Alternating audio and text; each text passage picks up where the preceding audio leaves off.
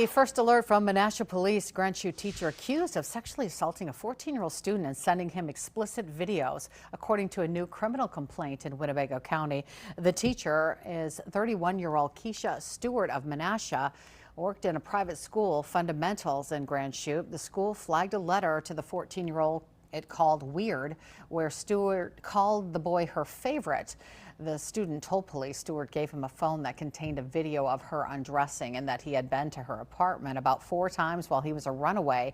And she walked around in her underwear and made sexual contact. In Winnebago County Court on Tuesday, bail set at $40,000. Stewart facing more than 40 years in prison if convicted on all the charges. She's due back in court on June 4th.